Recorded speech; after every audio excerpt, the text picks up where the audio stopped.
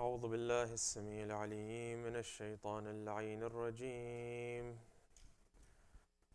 بسم الله الرحمن الرحيم. الحمد لله رب العالمين. الحمد لله الذي هدانا لهذا وما كنا لنهتدي لولا أن هدانا الله. ثم الصلاة والسلام على سيدنا وحبيب قلوبنا وشفيع ذنوبنا وطبيب نفوسنا محمد بن عبد الله وعلى أهل بيته الطيبين الطاهرين.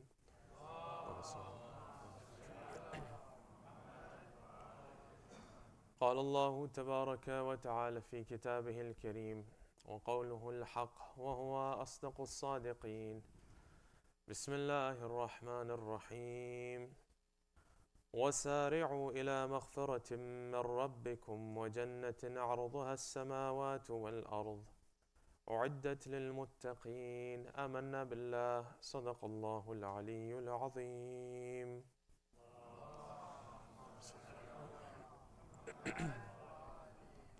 My respected elders, brothers and sisters, Assalamu alaikum jami'an wa rahmatullahi wa barakatuh. أعظم الله أجورنا وأجوركم بمصابنا بأبي عبد الله الحسين عليه أفضل الصلاة والسلام. I begin by apologizing. Yesterday I ran over time, so inshallah I will try and keep more of an eye on the clock today. Yesterday we discussed verse 132 of Surah Al-Imran. Very briefly, the takeaway that we had from that verse, where Allah explicitly mentions to you and I that we have to obey and submit ourselves to Allah subhanahu wa ta'ala and His Messenger, is that you and I in reality have no say in the matter of what we should be doing in this life. The test of this life is not to find out whether or not we want to be a servant of God or not. He created us as His slaves. He created us as His dependencies. It's for you and I in this life to simply navigate it by submitting to God. Yes, there will be questions that you and I will pose, and rightly so. And there are times when we will be given its answers. And at other times we won't be given its answers. I alluded yesterday also to how Musa and Khidr, when they have their encounter in Surah Al-Kahf, it's clear that Musa initially is not given those answers. He's not given the wisdom behind the actions. It only happens later on. Now when you read that story and you go through those incidents, one gets a certain level of satisfaction as they go through it, because it's not clear at the beginning as to why Khidr made a hole in a boat. It's not clear why he killed a young child or why he built a wall. But later on things become clear and you and I are satisfied a little. What we should understand as we read that story is that the owner of the boats never found out the wisdom behind their boat breaking. That the parents of that child never knew the wisdom behind their son passing away and being killed. And neither did those individuals who were in the town realize why this wall has been built. As a third party individual to the story, you find out. But the reality of this life is that many a times Allah subhanahu wa ta'ala will command us to an action, not so that He gives us its wisdom. Sometimes the test in that act is that He stipulates and we understand that this is what God wants, and maybe we won't realize why. Realizing why and holding back the realization is our test of submission to Allah subhanahu wa ta'ala. When you go for Hajj and you're told that you have to circumambulate the Kaaba in an anti-clockwise fashion, every child will ask why. Every adult will question, why am I running 7 times between Safa and Marwa? But not everything will be known to man. That is our level of submission to Allah subhanahu wa ta'ala. The Ahlul Bayt alayhimus salam have indicated to us that if you want to be of those men and those women who will attain Jannah, then our duty in this life is to sell what we own to Allah and to Allah alone. It's very clear in the Quran where Allah subhanahu wa ta'ala in Surah Tawbah mentions, إِنَّ اللَّهَ اشْتَرَى that Allah has bought min al-mu'mineen, from the believers, anfusahum, has bought their own souls. God is saying there's a group of people who are the believers. I have bought their souls, wa amwalahum. It doesn't say I've bought their souls and their children. It's easy to sell something that is not so dear to my heart. But it indicates in the Quran, in numerous places, that sometimes man can find his wealth more dear to him than his own children. Here Allah subhanahu wa ta'ala is saying, I bought from the believers, from the mu'mineen, I bought their souls and I bought their wealth, بِأَنَّ لَهُمُ الْجَنَّةِ, in exchange to give them Jannah. The Imams are clear in telling us, don't sell your soul off for anything other than Jannah. Even if you look around the world today, you will be proud to be a follower of the Ahlul Bayt when you see that it's only the followers of the Ahlul Bayt who haven't sold themselves off cheaply, who don't sell their principles off.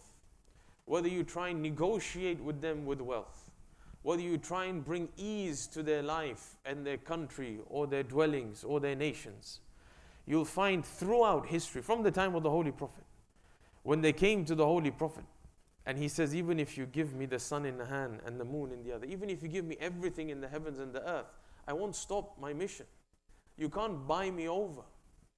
In the same way, one who follows Muhammad and Al-Muhammad should not be an individual who can be bought over cheaply. Sometimes it's easy to feel, as I mentioned, that I'll feel left out if I don't also jump on the bandwagon.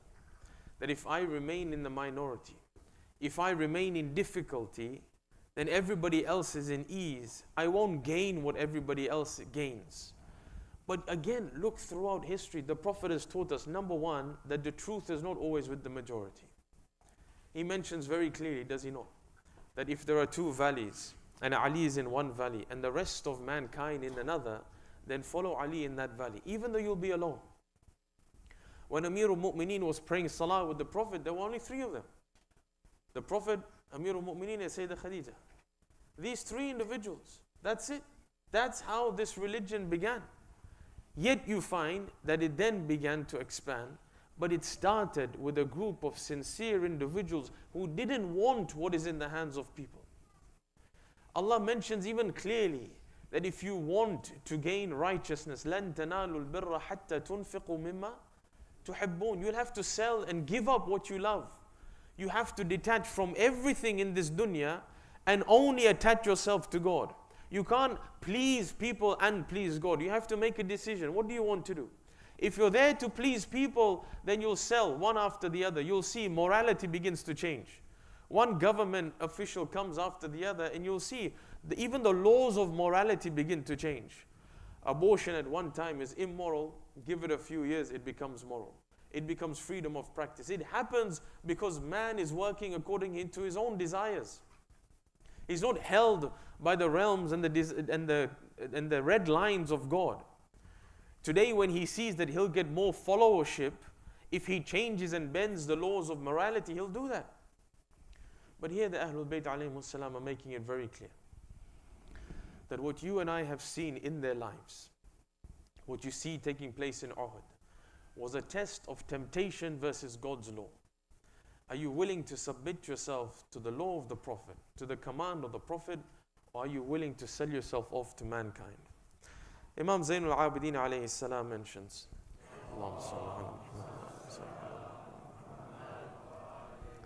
he says there is a verse in the Quran that refers to Amirul Mu'mineen on the night of Hijrah, when the Holy Prophet left Makkah and did Hijrah and moved to Medina. He says there is a verse of the Quran that speaks about Amirul Mu'mineen sleeping in the bed of the Holy Prophet. It's mentioned in Surah Al-Baqarah. Allah subhanahu wa ta'ala says, verse 207, وَمِنَ النَّاسِ, and from people, وَمِنَ النَّاسِ مَنْ يَشْتَرِي نَفْسُهُ ابْتِغَاءَ مَرَضَاتِ اللَّهِ. From people are those who have sold themselves off. They've sold their souls in order for the pleasure of God. That's all they want in return. They haven't asked for Jannah in return. They haven't asked for rewards in return. All they want is the pleasure of God. And they will do anything and everything in order to attain God's pleasure. Wallahu ra'ufun bil ibad.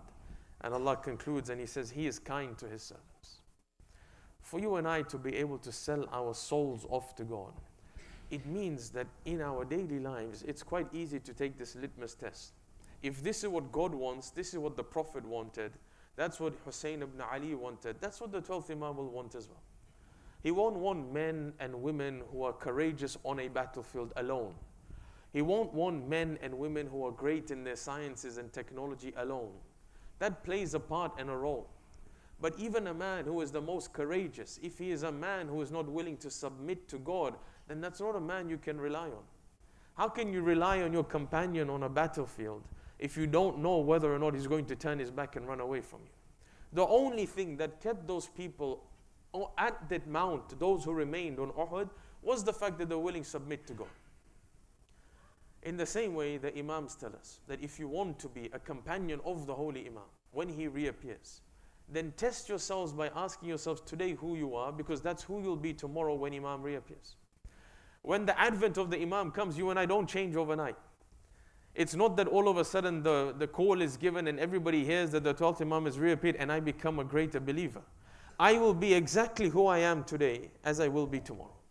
If today I'm not able to submit myself to God, if today I can't wake up in the morning for prayers, if today I'm not willing to part with my wealth when it becomes obligatory upon me to part with it, if today I can't cover myself in a fashion in which I'm meant to cover myself, if today I can't hold my eyes from that which is unlawful, then let us not fool ourselves in thinking that tomorrow when He reappears, all of a sudden I'll become this holy personality.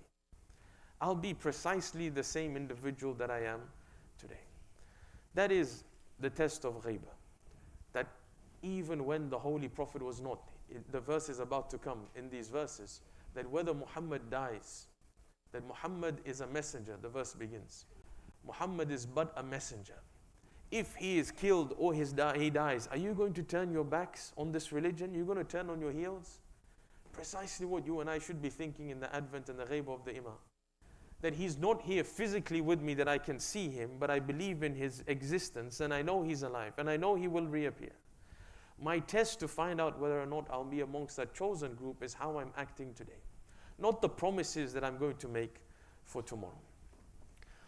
You know, there were many individuals, even people who were on the side of Imam al-Husayn, but when they saw things were getting difficult, they started to move away.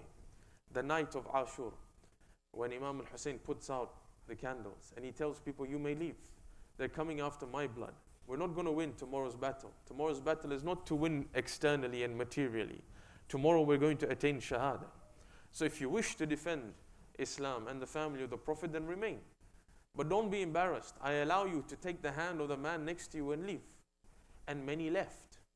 Many more came with the Imam. But when they saw it was difficult, many of them left as well. And then those that remained were the ones that the Imam went around, each individual within the tent, giving them glad tidings and telling them, this is how you will attain Shahada tomorrow. This is how tomorrow you will meet the Holy Prophet. If you and I are to take the Ahlul Bayt alayhim salam as their role models, then let us follow what they did in selling themselves to God. If you buy something off me, if you buy a car off me, then you have the right to use it as you wish. Nobody can dictate to you how to use it. If you buy that car off me and keep it in my custodianship, you tell me look after it, but put it under a shade. It's your car, I have to do as you please. In the same way, when God tells me that this is my body, I created you, but you must do as I please, not as you please. Today, if you look at how we're brought up in society, it's in a fashion where that which I own, I have a right to deal with it. My money, I should have a right as to how to use it. My body, you can't tell me what to do with it. That type of individualism is not present in Islam. In Islam, you don't own anything, including your wealth, including your body, including your so-called assets, including your children, including a spouse. Nothing is owned by you and I. The sixth holy Imam, Imam Ja'far as-Sadiq alayhi salam mentions,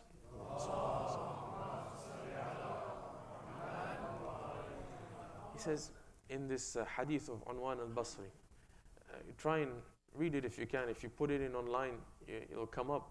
It's a tradition where a 94-year-old man comes to Medina. The 6th Holy Imam comes to Medina. This 94-year-old man is there, and he's studying under Malik at the time. And when he hears that the 6th Imam has come to town, he leaves the lessons of Malik and he comes. At 94, still yearning to learn. And he comes to the Holy Imam. The hadith is long. One of the things the Imam tells him is that a slave does not have right to ownership. A slave cannot be told that he owns anything. In the same way, if you are a slave to God, then you have no right to ownership. If God tells a woman to cover, if God tells a man to wear, even men have as much of hijab requirements socially and a hijab physically as women do as well. Especially socially, especially physically, be it with their eyes, even with clothing, there is a hijab that is incumbent upon man. I'll give you an example. It's not made incumbent, but at least this part, what I'm about to say, will be highly recommended. On the day of Ashura, if you refer to Maqatil, for example, Ibn Tawus's Maqtal of Luhuf, in that it mentions on the day of Ashura, as there is no companion left for the Holy Imam, he returns back to the tent. And now he wants to put on a type of clothing that is so old, that has tears and he wants to tear it so that, and he mentions, so that when they kill me and they come to my body, they should see that the clothing that is on my body is worthless to them, so they'll leave it covering my body.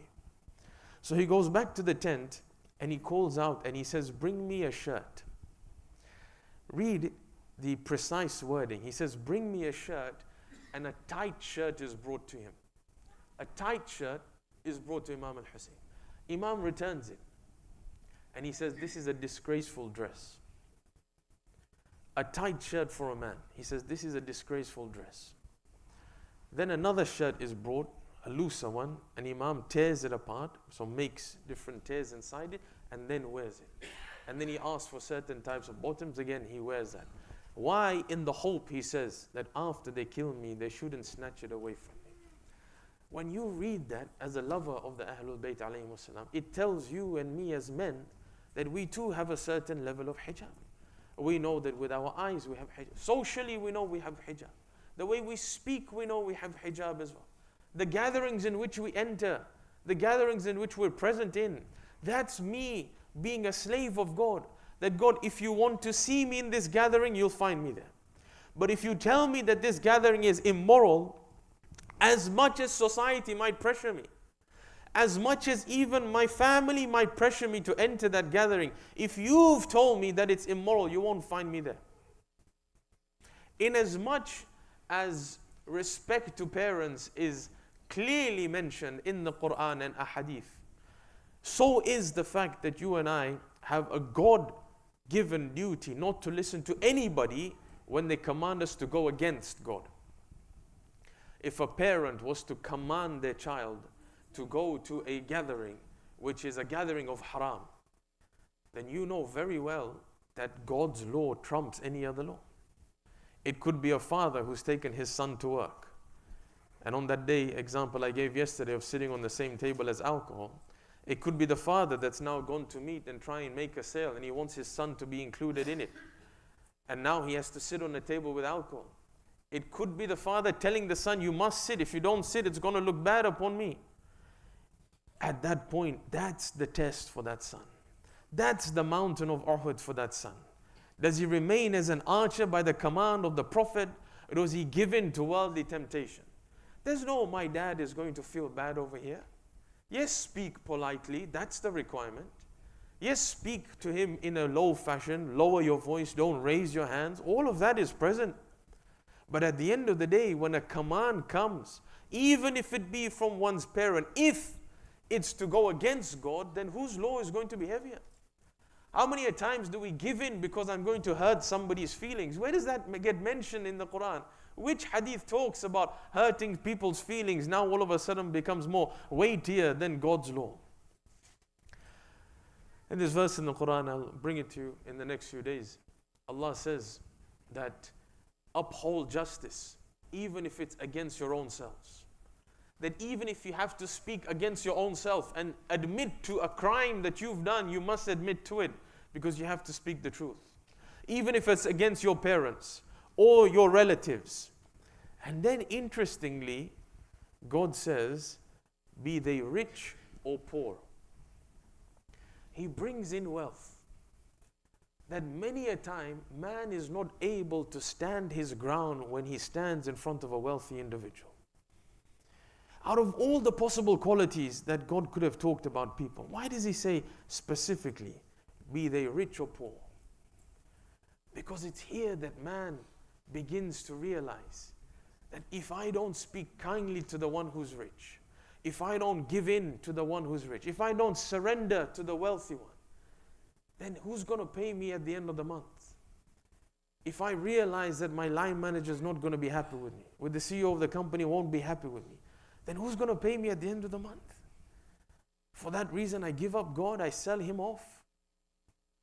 Everything has a price aside from your religion.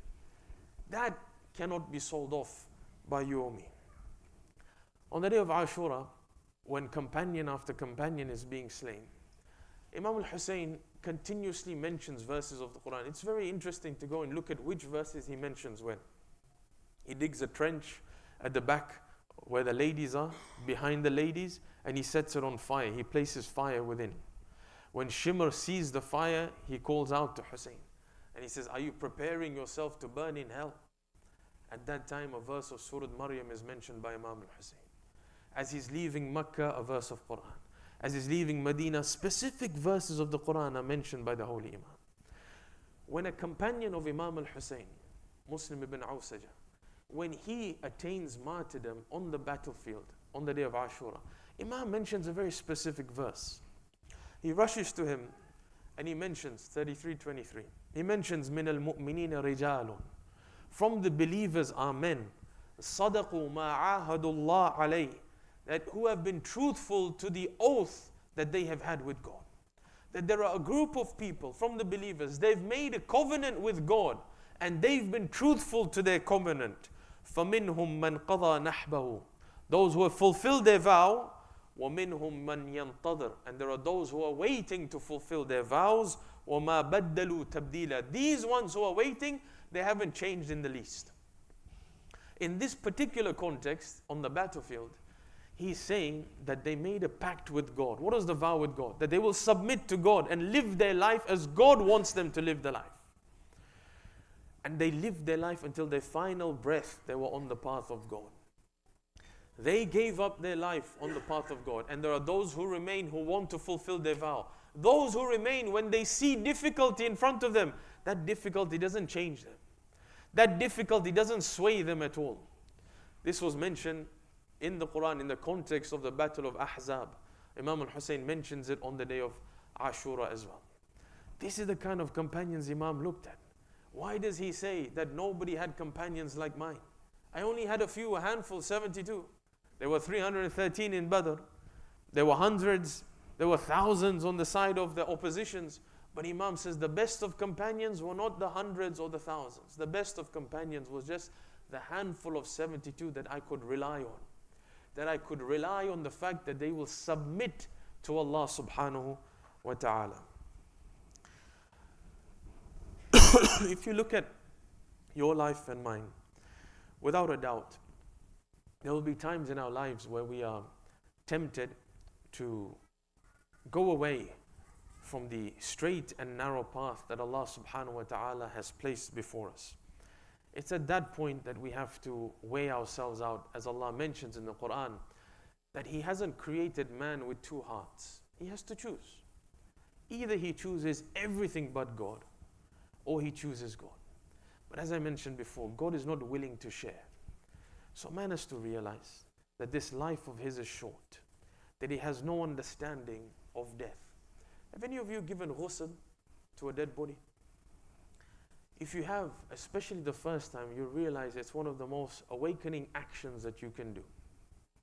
Specifically, if you give ghusl to a young man, or the women giving ghusl to a young woman, it's very different and it hits home very differently. When you give ghusl to an elderly individual and they come inside, and they're placed, and you open the zipper, and you take out the body, and you unwrap the, you'll see that the individual will have holes in their body, syringes coming out.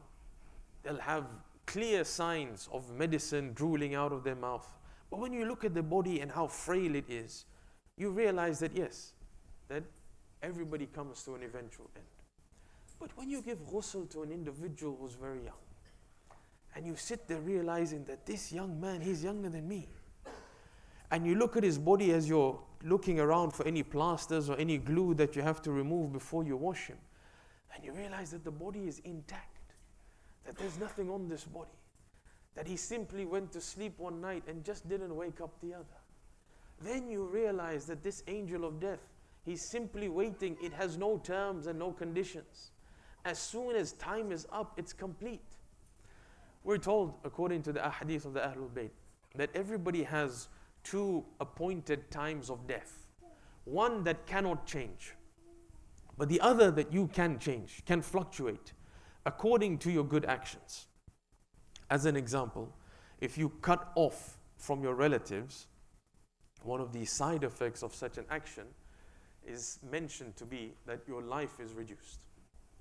If I stop speaking to my brother, if I cut off from my sister, I no longer have a relationship with them. If I cut off from my parents, I turn my back on them, I don't want to speak to them, I distance myself from them, then it's said that one's life reduces, the lifespan reduces. Remember, there is cause and effect in every sin that you and I do, as with every righteous action. As my life reduces, it could have gained until this time. Let's say this was 80 years. I've reduced it to 70 years now. I reduced it to 60 years. That happens not because I shouldn't live till 80. God wanted me to live to my potential, but I reduce my life. In the same way, when I make amends and when I reach out to my fellow brethren, when I repair those bridges, then I'm given back that time that I remove from my life. The same happens with good actions. Good actions are rewarded in a more merciful fashion than bad actions are to be punished. I'll give you one hadith and we move on. On the day of judgment, man stands before Allah subhanahu wa ta'ala. It just shows you the mercy that God has. It shows you the type of God He wants you to know Him as, and He wants you to introduce to others as well. On the day of judgment, man stands before God, and it is said that a book is brought to his right hand. So he opens it and he begins to read his actions. فَيَسْتَقِرَّ عَيْنَهُ وَيَفْرَحْ رُوحَهُ. All of a sudden his eyes gain coolness and tranquility, and his soul becomes delighted because he's read all these good actions that he did. And then a book is given in his left hand, a book of all the sins that he's committed. فَيَتَغَيَّرْ لَوْنَهُ. All of a sudden his complexion begins to change, his skin complexion, because now he realizes that everything he had also forgotten has been mentioned in this book. Then Allah subhanahu wa ta'ala tells the angels, now take his third book to him. So a third book is brought, and as he opens this third book, he reads actions that he hasn't done. And he knows on that day he can only say the truth if he's righteous. He turns to God and he reads these actions that he knows he never did. So he turns to God and he says, وَعِزَّتِكَ وَجَلَالِكَ, by your might and your majesty, إِنَّكَ لَتَعْلَمُ, most certainly you are aware that I never did these actions. So the angels reply, as for this book, it is the book of intentions. نَوَيْتُمُوهَا فَكَتَبْنَاهَا. These are the intentions that you made and we wrote them down as if you've done them. That type of mercy is what you and I can expect on the day of judgment on one prerequisite. And the prerequisite to gain the mercy of God is that in this life you try your utmost. The next verse of the Quran that we wanted to touch upon is where Allah subhanahu wa ta'ala says, this is now verse 133, continuing from where we left off yesterday, وَسَارِعُوا إِلَى مَغْفِرَةٍ مِّن رَبِّكُمْ. He says, hurry up, hasten, rush to the forgiveness from your Lord. وَجَنَّةٍ عَرْضُهَا السَّمَاوَاتُ وَالْأَرْضُ. And hurry up to a Jannah, a paradise that expands the expansion of the heavens and the earth. أُعِدَّتْ لِلْمُتَّقِينَ. This is a Jannah that Allah subhanahu wa ta'ala has promised for those who are God-weary and God-conscious. On the Day of Judgment, you and I will desire. If we didn't gain our potential in this life, we will ask for a chance to go back. That won't be possible. If you know and I know that this will certainly happen on the Day of Judgment, because if you believe in the Quran, then it has conversations that man will have on the Day of Judgment. One of those conversations are those who regret how they spent their life and didn't utilize the time that they were given to fulfill their potential. Then why should you and I not take the time that we have and make a decision to submit ourselves to God? This verse tells us, anything that you can find that is going to give you forgiveness, hurry up towards it and don't think twice about it. And it's clear from the hadith of Amirul Mu'mineen that anything that will stay for the dunya for tomorrow, leave it until tomorrow. Don't rush towards it. Delay it if you can. You don't have to become the individual who stays at work until 10 and 11 at night to gain a position that will only be in this dunya. Realize that you have priorities in this world. The first priority, according to this verse, is rush to that which will bring about forgiveness. I'm giving a simple example. If we're going to pray together, and I have the choice, I don't have young children with me, I don't have to go home. I don't need to get home because I don't have work tomorrow. Let's say it's going to be a weekend. And I know that prayers are going to take place in the mosque. And I know there's 20 minutes left until prayer. I have to ask myself a very simple question. It's not rocket science. Should I wait 20 minutes and pray in congregation? Or should I go home and pray? I'm going to pray either way. But one will avail a level of forgiveness that will not be availed in the other. That the rows of angels that pray with me once adhan and iqamah has been given and I pray in congregation is not something I can gain anywhere else. The number of people that are present in a congregation increase the amount of forgiveness and thawab and barakah and mercy. You are amongst a handful of communities that has a masjid amongst their midst within your community centers. That is something that is a God-given gift. The Holy Prophet encouraged people to go to masajid. Even if people were not well, so long as they could move a little, they would go to masajid. In Oman, the main sect is the Ibadi sect. One of the requirements they have as part of their fiqh is that they must pray every prayer in the mosque unless they have a valid excuse of travel or illness. My son came home and he said, "Dad, can we go to the mosque for Fajr tomorrow?" I said, "Yeah, this is great, but like, what brought it about?" He said, "My school friends, they all go for Fajr with their dads to mosque. 14 years old." He said, "All of them go." Because it's part and parcel of their tradition now. It's what their parents have inculcated in them. This doesn't come because a child opens a risala and sees that, okay, you have to go to pray in the mosque. That doesn't affect a son or a daughter's heart. What affects is how the parent wakes up in the morning. That the parent changes their clothing. That the parent perfumes themselves. That the parent wakes up another child who's baligh, for example. What do you think is going to happen to the younger child? He's going to feel left out. He too is going to want to come to the mosque with the parent, is he not? That's what Allah shows us. وَسَارِعُوا إِلَى مَغْفِرَةٍ مِّن رَبِّكُمْ. Rush to that which can bring about forgiveness. If I haven't spoken to a sibling, if I've detached from a friend, I have two choices. Either I continue with this egotistic value that I have, that he should be the first one to stretch his hand to me. I shouldn't go and say salam to him. I'm older than him. He is the one who turned his back to me. That is an egotistic man. He will die with his ego. It will crush him on the Day of Judgment. He will regret it. He will regret having companions on the Day of Judgment. Allah tells us a conversation that man has about his friends on the Day of Judgment.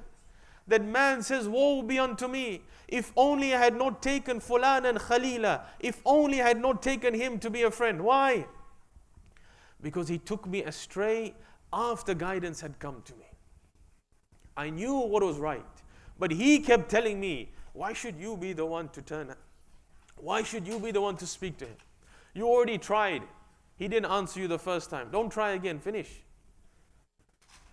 When you have friends who corrupt you, it's probably the worst circle that you and I can be in. It's exactly what happened on Uhud, is it not? That they had a group of people around them who started telling them one after the other that you're going to lose out if you don't come with me. Look at the swords and the shields that I've left behind. You can sell it. You have debts to pay. Come, let's go and pick up those swords. They had influence from around them. If only one of them was corrupt, but the rest of them was steadfast, they would have all remained steadfast. That's why the Ahlul Bayt tell us who your friends are, and we shall tell you who you are. Because it affects. There's positive peer pressure, but then there's also negative peer pressure as well. I conclude by reminding myself and yourself that even on the Day of Judgment, out of all the individuals and entities that will want to run away from us, you know very well that there are parents on the Day of Judgment who try and throw their children into the hellfire because of their own actions. It won't work. But you can see that they detach. On that day, even an evil parent has detached from their children to the extent that they're willing to see the suffering of in this world, no parent is willing to see their child suffer. Every parent will want to jump in the way of a child so that the child doesn't suffer and the parent takes the hit. On the Day of Judgment, the roles are reversed. Why? Because on that day, nobody wants to know anybody else. On that day, all I care about is not entering into the hellfire. On that day, read the Quran. Allah is clear. He says, even shaitan will distance himself from man. Not man distance from shaitan. Shaitan will turn around to man. And shaitan will tell man that I whispered to you, but you're the one who listened to me. You replied, you acted. He says, so today, I turn away from you. He said, I didn't have any power over you. All I could do was whisper. فَاسْتَجَبْتُمْ لِي. You're the ones who answered me. I have no control over you. And even shaitan distanced himself from man. If you can realize that and I can realize that, we must realize that bringing about the pleasure of people is short-lived.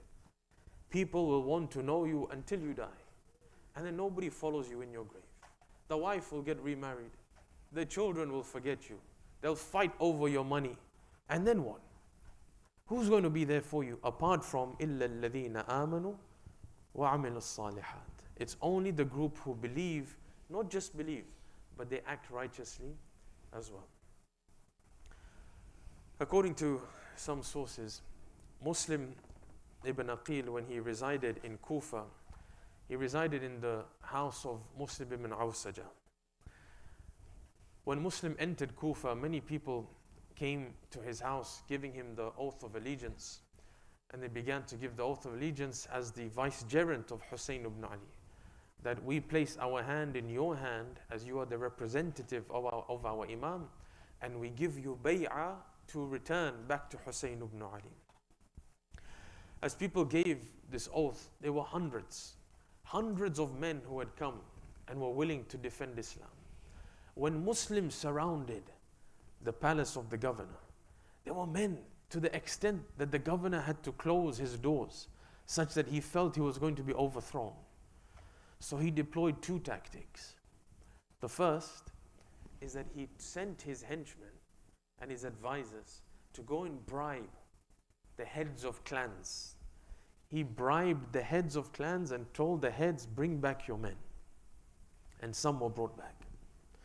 As for the men who remained, he sent men and women to their wives.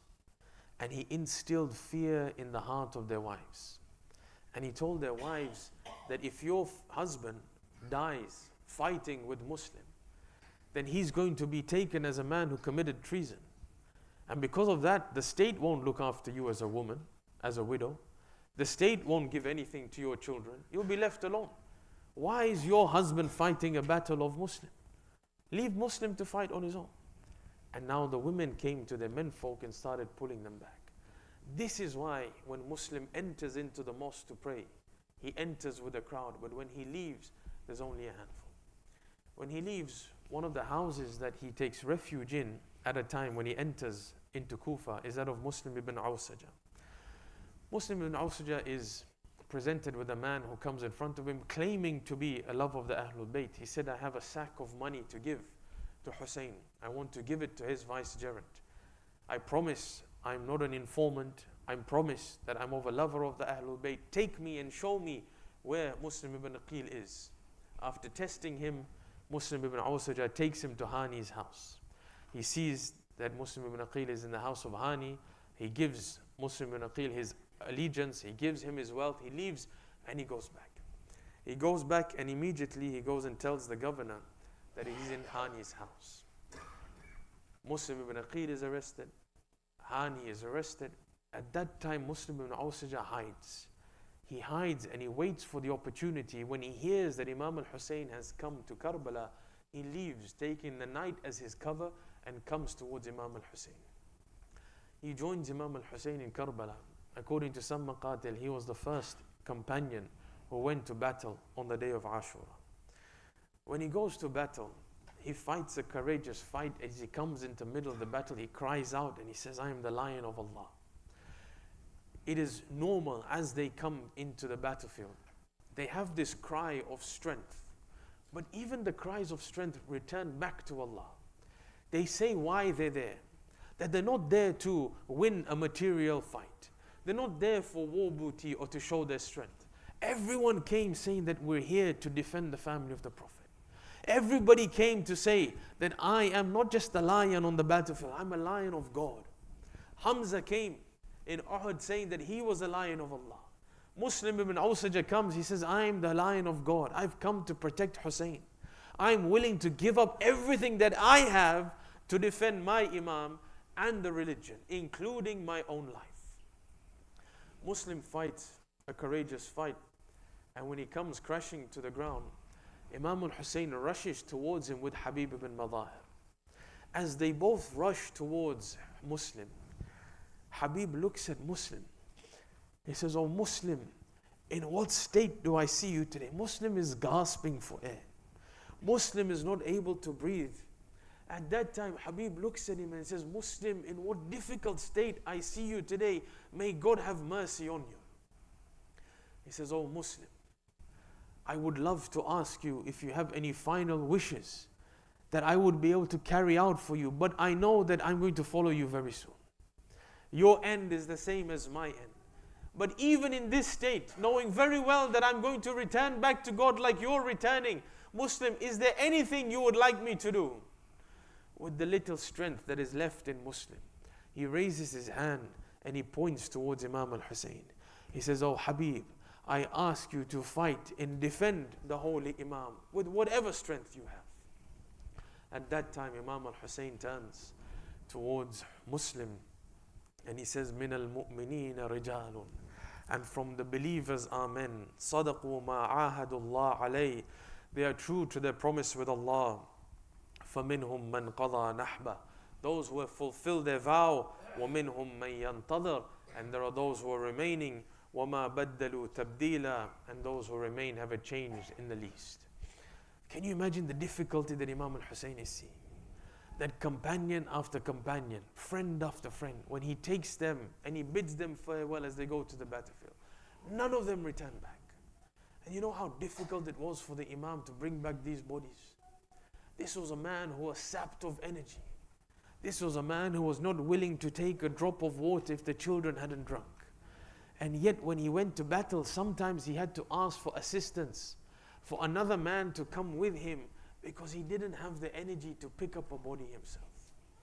ألا لعنة الله على القوم الظالمين فسيعلم الذين ظلموا أي منقلب ينقلبون إنا لله وإنا إليه راجعون رضا بقضائه وتسليما لأمره. يا حسين يا حسين